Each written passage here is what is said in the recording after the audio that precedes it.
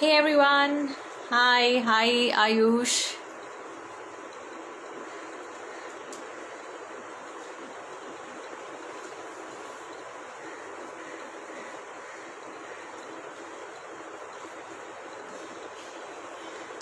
We're waiting for a lot of people to join in.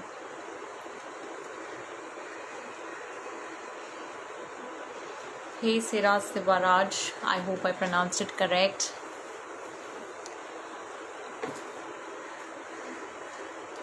Hey Devi Jayashree. Hi. I hope you guys are enjoying the live, what we are doing with the new kind of a virtual travel. I think it's keeping us at least a little sane and happy because we are literally exploring the place through somebody else's lenses. So that's pretty interesting. Hey Megha, so good to see you here. Hey Girija. Hello Neeraj.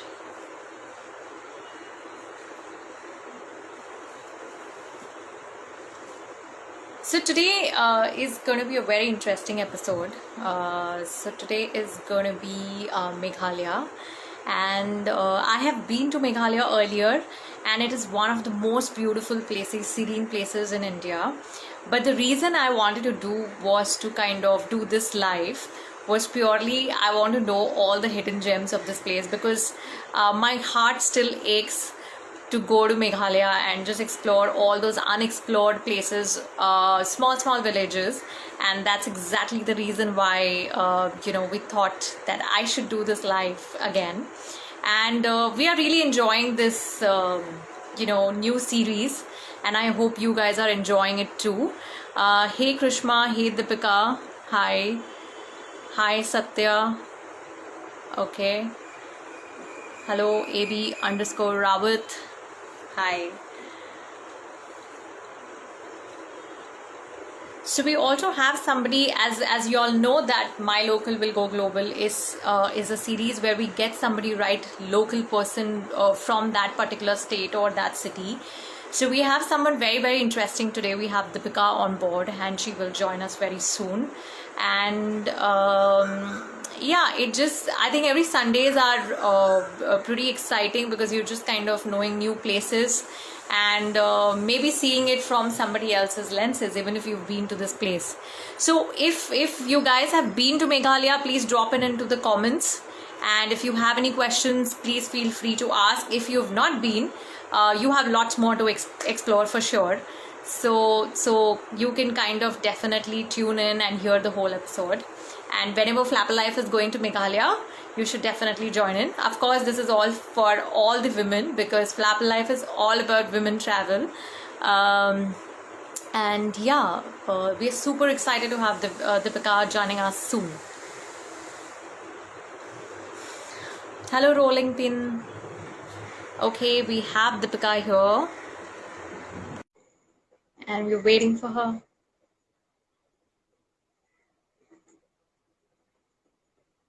Hi, Sandhya. Hey, Deepika. Hi. Hi, how are you? I'm good. How are you? Great, great. You're doing great. Great. So Deepika, you are currently, where are you right now? In which part of India? I am actually in Hyderabad. I came here because of the pandemic, but I've been in the Northeast since the past 1.5 years. Okay. All right. And how are you? How is like pandemic treating with you? What is that different you're doing? I mean, I'm I'm actually locked in like four walls right now, but trying to make the most of it, by learning more skills and just writing about stuff. And yeah, it's time to relax. So, but there's uncertainty in this, but still trying to make the most of it.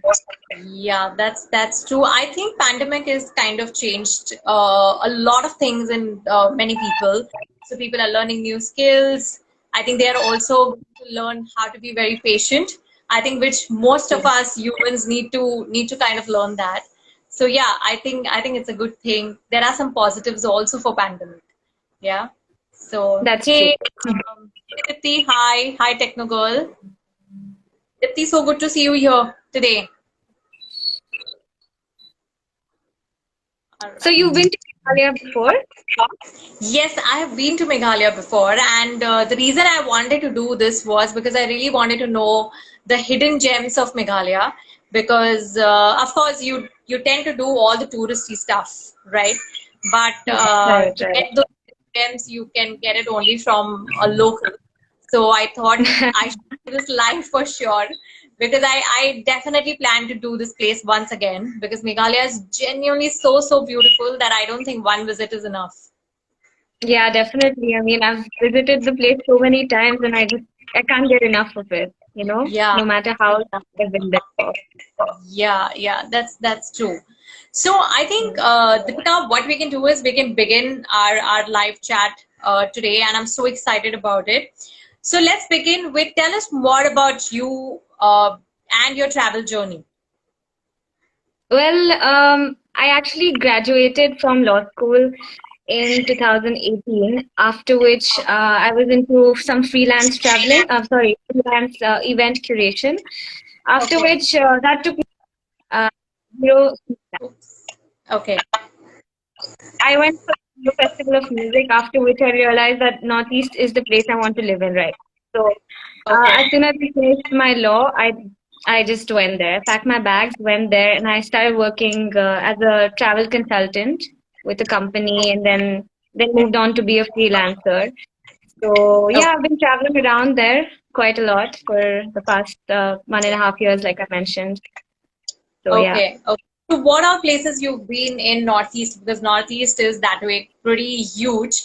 So have you Yeah. been only in Meghalaya or there, what are the other places?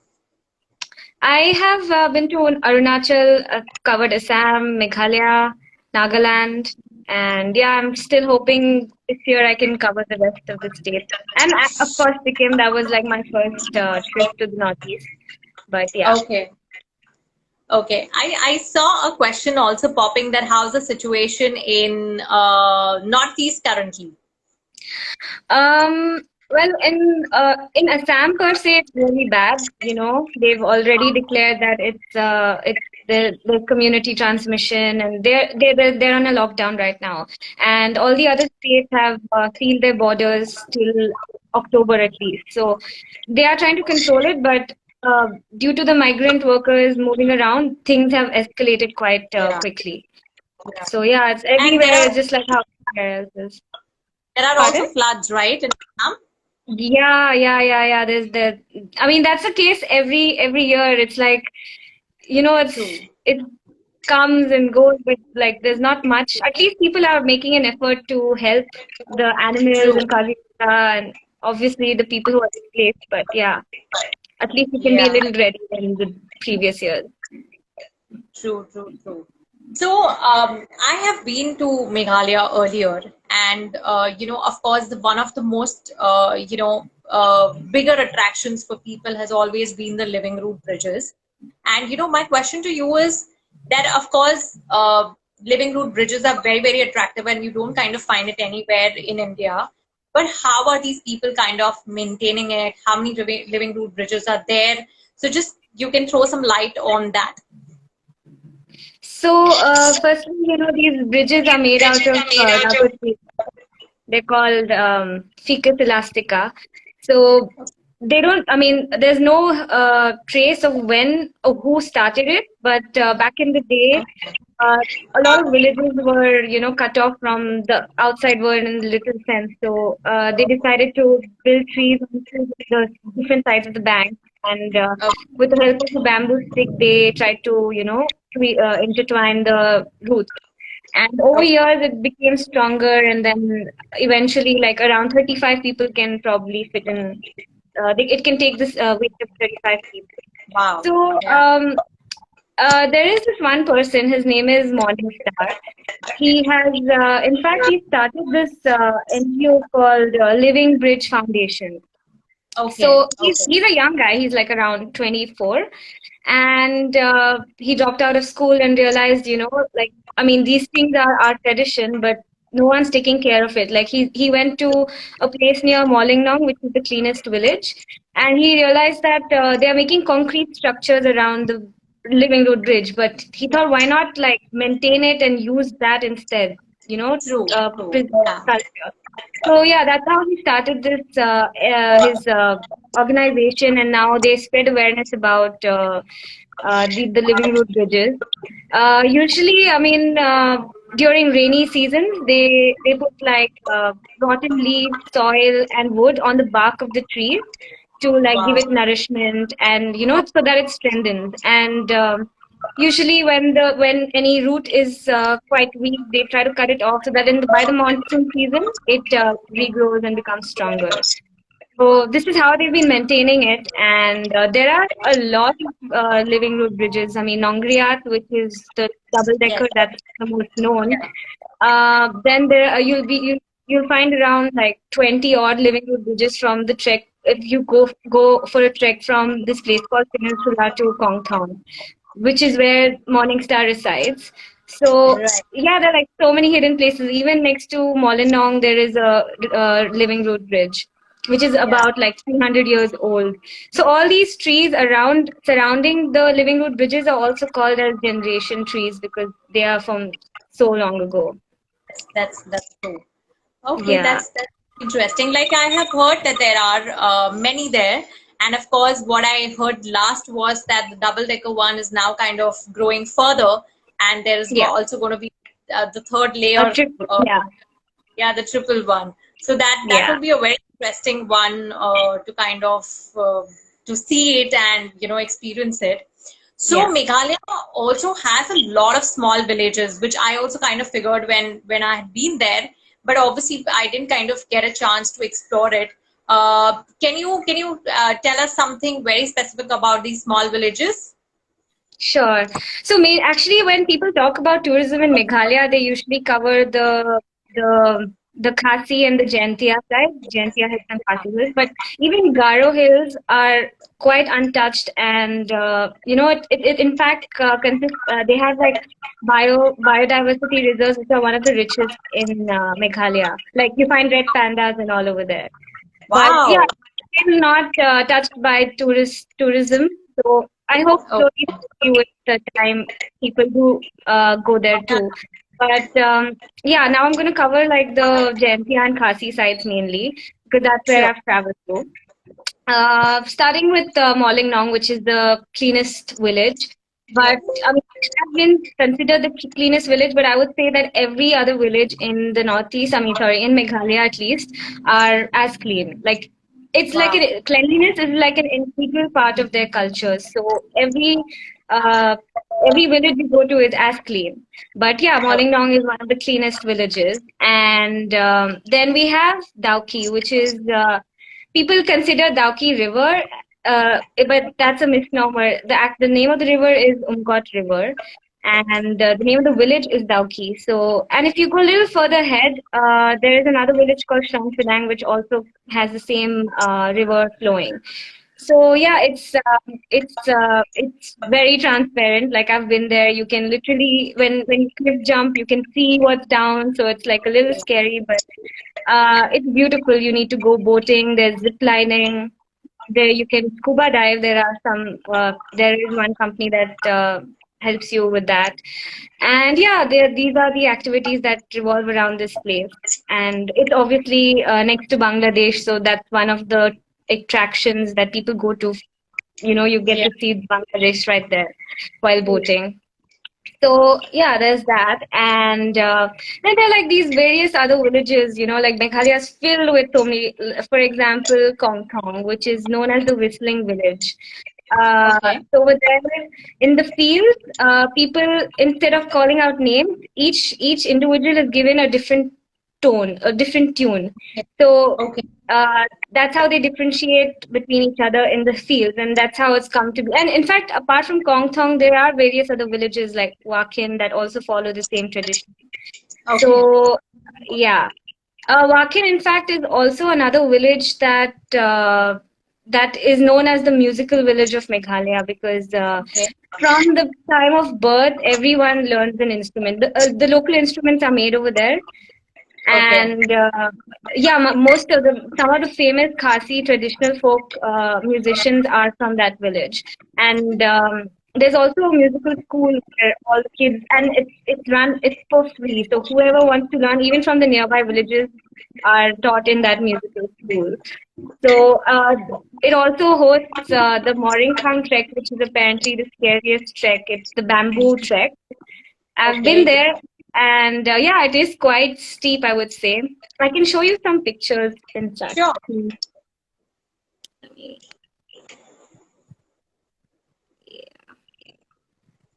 Can you see this? Yes. Oh my God, that's very steep. So sorry. The entire route is made out of bamboo, Oh my God. complete. Yeah. Yeah. I was just getting And scared with the Living Root Bridge only. The trek. This is scarier. yeah, it is quite. And in fact, on the way to it, there are a lot of natural pools which look something like this. And like, I mean, we can probably talk about the natural pools later, but this is the Wow. color of the river when you cross this trek, like from the bottom. Yeah, yeah. It looks beautiful. It is. Yeah, Yeah, one must definitely visit that place. yeah, yeah. So, Yeah. okay. So are there any more unique stories about this Meghalaya village, which the small villages which you would have kind of come across and you thought that, oh my God, this is like something very unique. Yeah, actually, in fact, on the way to this village called Wakin, which I was talking to you about, there's a village called Okay. Mata, okay? And this village, everyone, all the women are deaf. So at the age of Okay. 12, seriously, they all become deaf, either like by birth, and if not by birth, at least by the age of 12, they all turn deaf. So it's Become a deaf, very strange, yeah, like deaf. It's a very, become not. Oh my either God, they're that's either they're born deaf or they, by the age of 12, they turn deaf. And nobody knows the reason behind it, but that is one strange phenomenon that I came across. yeah. Okay. Then there's a village called Mauling Bana, which is also near Mawson Ram, which is currently the which has recorded the highest rainfall. And Okay. so Mauling Bana, again, like it's you can do various activities like river climbing, which is a lot of fun. And near that area, you find a lot of fossils and uh, unique different fossils. And in fact, it was known that back in the day, this was a place where all the animals used to meet. So the imprints of the animals still exist. I'll show you a picture so that you can understand what I mean. So you see this? Oh, okay. Yes, yes, yes. Wow, this looks amazing. Yeah. Wow. Yeah, this is And how close this place is to Dauki? Like, is this around Dauki? no. This is Dauki comes after the Jaintia region. This is the other side. Sure.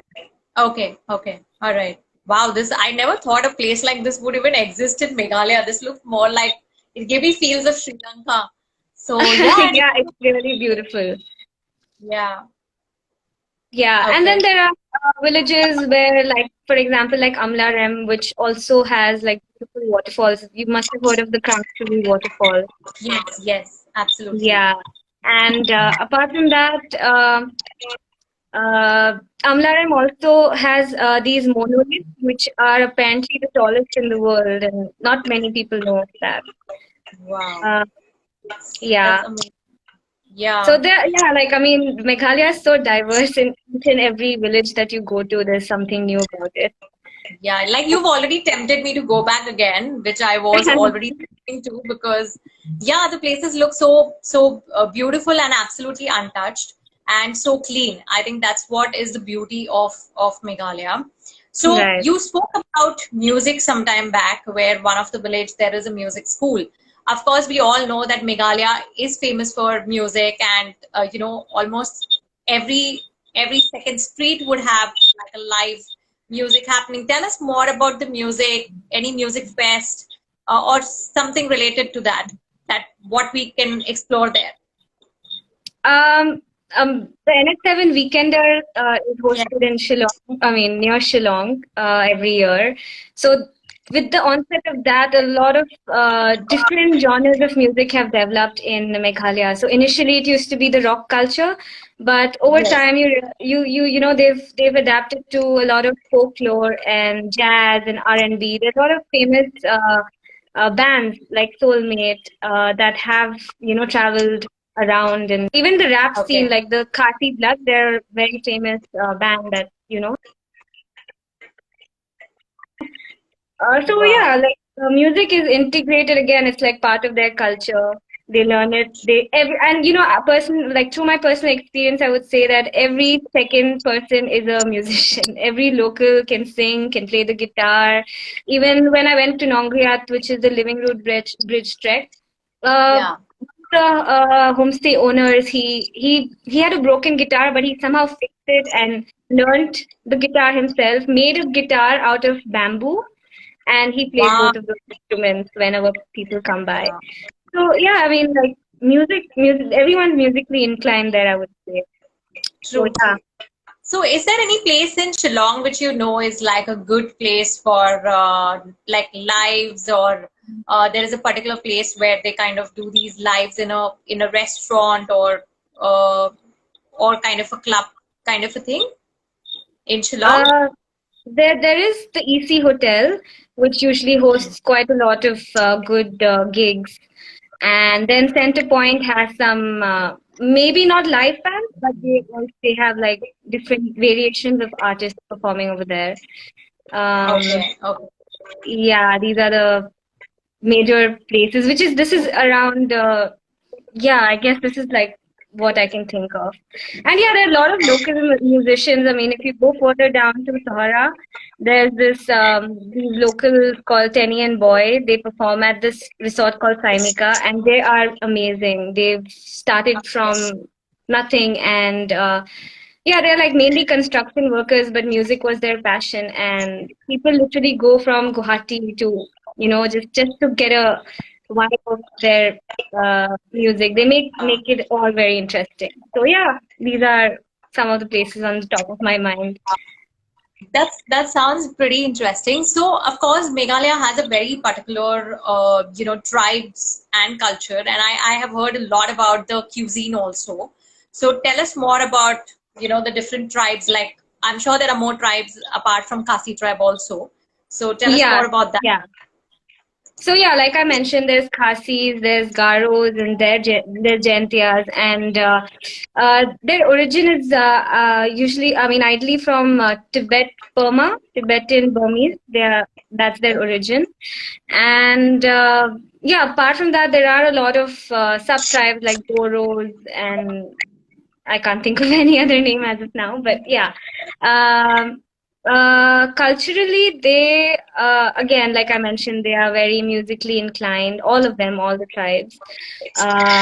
They have these a lot. I mean, Meghalaya is filled with a lot of forests, and a pocket of these forests are considered sacred grove forests. So these are protected because so that these tribes they believe in, like, due to their religious and cultural beliefs, they consider that sacred. No one's allowed to touch it. No one's allowed to go there. So right now it's depreciating, but there are people working on preserving these because it should be untouched. Absolutely. So yeah, Yeah. they believe in all these rituals. They sacrifice animals because they think that the forest goddess will protect them, protect their village. Um, like I said, cleanliness is part of their culture again, and food wise, like I mean, I can tell you some of the dishes that I personally like. Like they usually have a lot of pork, so you'll find like smoked blood pork sausages and pork momos all over. But there's also this famous dish called jado. Have you tried it? When you No, so I'm sure this is Kasi is more about non-vegetarian food, Yes, and yes, yes. I'm a vegetarian, so yeah, I've not tried it, but I've heard a lot about, like, whenever we've been there, we've obviously there are some flappers who have tried the cuisine there, Right. so yeah. Yeah, so jado is a dish which is made with red rice, and back in Okay. the day they used to make it with meat blood. you know. Okay. But nowadays they just make it without the blood. Okay, okay.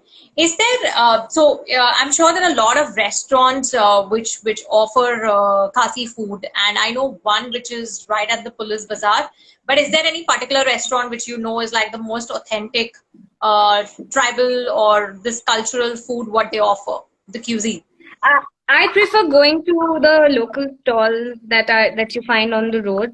Maybe Okay, not in Shillong per se, but like you'll find it in different villages.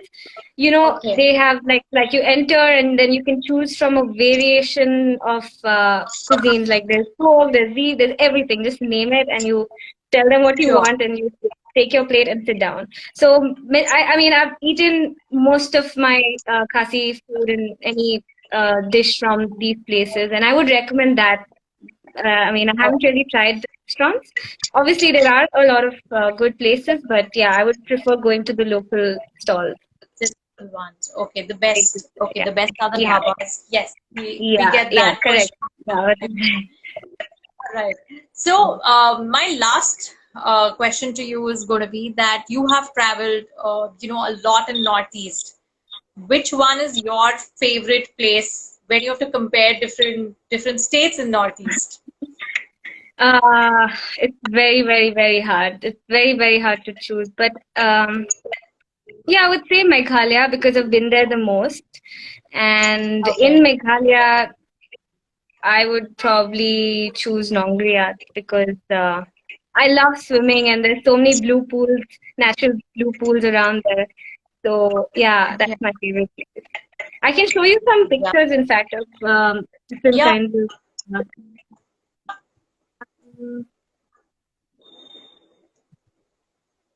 Okay, I'll show you some waterfalls. Okay. Don't think you can view it. Yeah. Not so clearly because we'll have to kind of zoom in. Okay, wait. Sorry, but okay. Anyway, until then. Sure. Okay. Yeah. So yeah, I mean that's my favorite place. Which place did you like the most in Meghalaya? I think I enjoyed Dauki the most, Okay. especially the drive also was very, very beautiful. Right from the Molalong village to the Dauki. I think, especially those small villages, and it was a beautiful drive. I enjoyed the drive more than the river. So yeah, I think, and as I said earlier, that I want to go back again and explore all these unexplored places, what you have kind of mentioned here. So yeah, it's damn beautiful. So It so is. thank It you is. so much, Deepika, for joining us. Okay, we want to see the picture and try again to show it. One second.